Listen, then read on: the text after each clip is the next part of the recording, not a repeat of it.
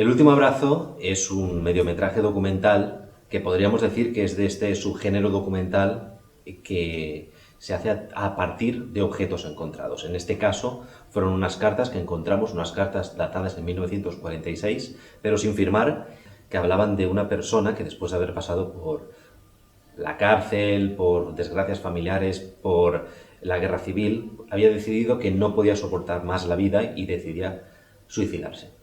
2 de junio de 1946. Querido amigo, cuando recibas la presente, yo ya habré dejado de existir. Cuando leímos estas cartas nos dimos cuenta que ahí había una historia muy potente. Entonces decidimos tirar adelante con toda la investigación y fue una cosa muy natural el grabarlo. Han pasado casi 70 años, así que tendré que emplearme a fondo.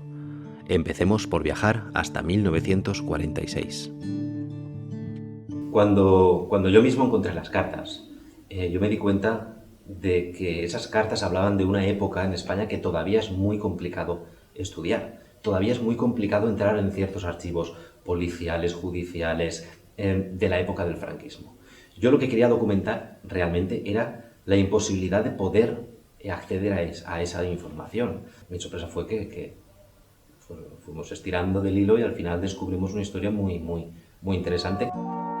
Soy perfectamente inútil, sin energías, sin iniciativas, sin fe en mí mismo. Este mediometraje está hecho de la manera que no se deben hacer las cosas. Es decir, fuimos grabando conforme íbamos investigando. En vez de esperarnos para tener toda la historia o saber si nos iba a llevar a un buen sitio o no, toda la investigación, decidimos hacerlo de alguna manera observacional. Y cada paso que dábamos, ese paso lo íbamos documentando y lo íbamos grabando. Esta es una de esas películas que se tiene que ver con los ojos frescos. Es un documental que cuando lo ves sin ninguna idea preconcebida, lo disfrutas más, segurísimo. Lo disfrutas casi tanto como nosotros cuando lo grabamos, que también lo grabamos sin saber dónde íbamos.